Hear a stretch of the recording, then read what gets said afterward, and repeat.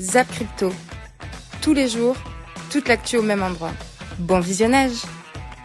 Et n'oublie pas de nous soutenir, abonne-toi et active la cloche pour ne pas manquer le prochain Zap Crypto. Au niveau du Fear and Greed, on commence ce mois de février dans le Fear actuellement à 26, le CEI Index qui est sur le up aujourd'hui et le market order flow qui est en train de vente actuellement.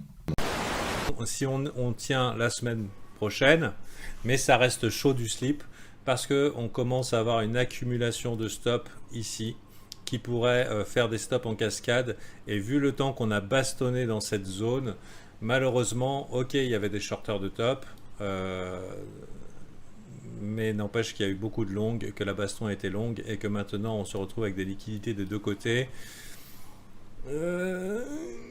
Ça pue la merde en fait, et du coup ça augmente la probabilité qu'on va ranger et que même si on fait une petite poussée rapide vers le haut, il y a quand même une forte probabilité maintenant qu'on aille revisiter la partie basse de ce range. Je sais pas si on aura du jus pour aller péter les lows, j'en ai aucune idée, mais on a passé trop de temps comme ça. On a passé trop de temps, pour moi ça me paraît pas bien. Et également, on a tout ce qu'il faut pour faire un short squeeze. Dans le sens où on a beaucoup de vendeurs qui sont bloqués plus bas et on a de quoi pousser. Sauf que on est venu chercher la liquidité, mais malheureusement, ça rejette et pour l'instant, ça veut pas suivre.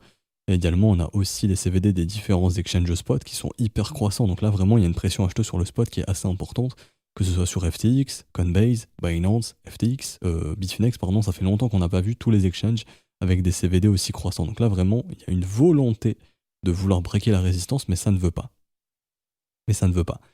Donc, il y a peut-être une grosse whale qui, pour l'instant, arrive à maintenir cette zone de prix, qui fait tout pour pas que ça cède. Mais au bout d'un moment, si elle capitule, ça va pouvoir céder justement. Donc là, c'est très bizarre, parce que le marché américain monte, et les CVD sur les exchanges spot sont fortement croissants, ce qui veut dire qu'il y a une pression acheteuse assez importante sur le spot, mais malgré ça, ça veut pas. Donc il y a quelqu'un qui doit pouvoir quand même maintenir cette zone, distribuer dans les 39. Une fois que ce mec aura plus rien à distribuer, à ce moment-là, on peut faire le breakout. En ce moment, c'est très intéressant d'ailleurs de voir que tous les organismes étatiques, quels qu'ils soient, la Banque de France, la BCE, le Japon, la Chine, etc., ils sont en train d'essayer de bloquer autant qu'ils peuvent. Ah, ils sont en train de faire de l'huile, hein. Les vraies crypto-monnaies, ouais. En les remplaçant par des ersatz, qui sont les monnaies numériques de banque centrale et tous ces trucs-là. À mon avis, ils n'y arriveront pas. Ils sont un poison. À mon avis, ils n'arriveront pas à l'arrêter. Mais ils arriveront à faire suffisamment peur à suffisamment de gens pour que, et ça je le dis à regret, pour que les crypto-monnaies, ça reste toujours, me semble-t-il, un phénomène passionnant et très intéressant, mais finalement secondaire. Et je le dis à regret, si tu veux. Mais je pense que les États qui ont avec elles la police, etc., la justice et compagnie, ils vont pas laisser tomber leur monopole comme ça. Je suis d'accord. On va parler maintenant de Solana. Solana qui vient d'annoncer le lancement d'un protocole de paiement, Solana Pay, qui va permettre en fait de réaliser des paiements avec Solana, que ce soit avec la crypto-monnaie Solana ou avec de l'USDC directement chez des marchands en ligne.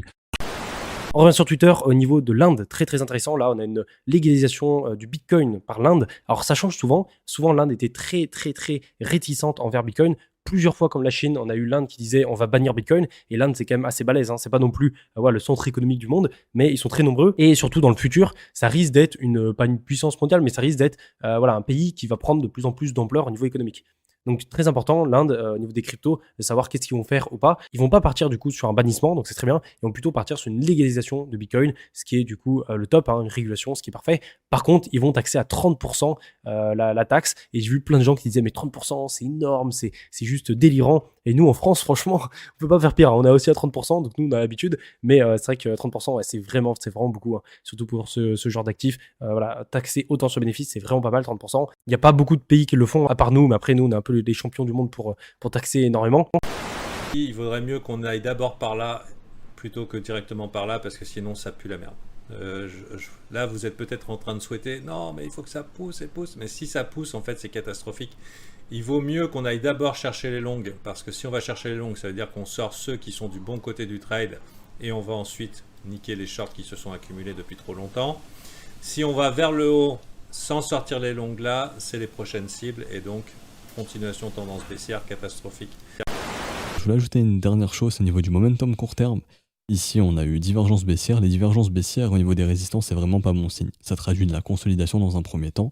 Et là, on a marqué un support. Si on perd ce support, pareil, pas bon signe. Et donc, attaque baissière à venir. Donc, absolument, on doit tenir cette zone et aller breaker au nord. Si on perd cette zone et que c'est pas une simple chasse au stop, un truc comme ça, bah à ce moment-là, si on accepte sous cette zone de prix, vraiment, bon bah ça sent la pression vendeuse et doucement mais sûrement le retest des 36, 35, etc., etc. On passe sur un graphique plutôt bullish au niveau de la illiquid supply, vous voyez, qui est en train d'accélérer. Illiquid supply qui est en train d'accélérer, alors que le Bitcoin est en train voilà, de plutôt descendre, un peu de stagner. Donc c'est plutôt bon signe parce que du coup ça fait une sorte de divergence. L'illiquid supply qui monte alors que le prix du Bitcoin est plutôt en train de chuter, ça fait une divergence. Donc à long terme, si vous voulez, au bout d'un moment, ça va un peu se changer. En fait, ça va un peu se retourner, un peu comme on a vu ici au début du Blue Run, où en gros on avait liquid supply qui remontait alors que le Bitcoin ne faisait pas grand chose, il stagnait, il descendait un peu. Et après, hop, ça fait divergence et ça s'est inversé. Donc très intéressant parce que ça veut dire que les holders sont toujours en train d'accumuler actuellement, sont toujours en train de garder leur achat. Et pendant que ça s'est arrivé, pendant qu'on a poussé, pendant qu'on n'a pas dip, entre guillemets, on a eu des annonces sur la Fed, ouais, il faut absolument monter les intérêts, ouais, ça peut pas continuer comme ça, donc grosse annonce de l'apocalypse, et malgré tout, on va vers le haut. Donc pour moi, les actions sont relativement... Bon, il y a des fortes chances aussi que ça range, mais a priori, elles sont sorties des problèmes, parce que quand ça monte sur des news baissières, c'est plutôt bullish.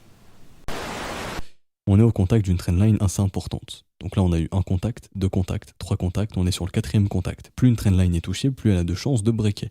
Mais une trendline, c'est pas juste on la break et merci, au revoir. Non, faut la casser et instaurer une dynamique haussière de l'autre côté. C'est-à-dire instaurer creux et sommet ascendant derrière. Pour confirmer, en fait, simplement, ce qui se passe, c'est qu'on doit confirmer le prix de l'autre côté pour que ce soit réellement bullish.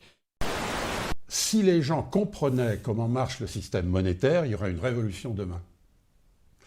Et l'autre, c'est le mot de Greenspan quand il était gouverneur de la Banque centrale américaine, qui disait « Si vous avez compris ce que j'ai dit, c'est que je me suis mal exprimé. » Hein? Et moi je dis et je professe, ce que je disais tout à l'heure avec Yorick d'ailleurs, que tout le système monétaire international n'a qu'une seule utilité, c'est de masquer la réalité des choses. Tu vois ? Et de faire croire, de dissimuler, de planquer au fond derrière des paravents la création monétaire, en fait. Et de la planquer loin derrière pour que personne ne puisse la voir, mais que dans le monde où tu vis et où je vis, ça se traduise par des trucs qui ont l'air bien, tu vois. Voilà. 328 milliards de market cap pour Ether et 726 milliards pour Bitcoin. Admettons 500 milliards pour Ether et 800 milliards pour Bitcoin. Donc vous voyez, on va resserrer les taux, ou 650 milliards pour Bitcoin s'il chute encore, et peut-être 400 milliards pour Ethereum. Mais au moins réduire un petit peu l'écart, c'est simple. Si Ethereum prend la valeur contre Bitcoin, bon bah l'écart de market cap va se réduire. Je voulais vous parler maintenant de la Russie. On a des estimations qui sont sorties de combien la Russie possédait, ou combien les Russes possédaient de crypto-monnaies. Et on est en fait aux alentours de 200 milliards de dollars selon les estimations du Kremlin. Ether a réussi à faire le breakout que Bitcoin n'a pas réussi, pardon. Donc là, c'est chose faite pour Ethereum. Et on est du coup bloqué entre l'EMA 18 et l'EMA 9.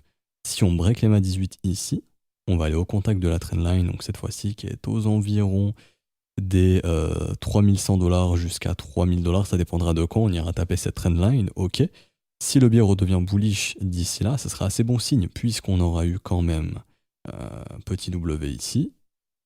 Et si derrière on break la trendline, à ce moment-là, ce serait vraiment bon signe, on pourrait tenter d'instaurer une dynamique de l'autre côté. Donc Ethereum, quand même plus bullish que Bitcoin, parce qu'il arrive quand même à breaker son range, là où lui, Bitcoin n'arrive pas à le faire. Et également, son momentum, rappelez-vous, on avait vu ça hier, hein, mais le momentum est bullish sur Ethereum, là où sur Bitcoin, le momentum n'est pas encore bullish. Et toi, tu es bear ou tu es bull? Dis-nous en commentaire.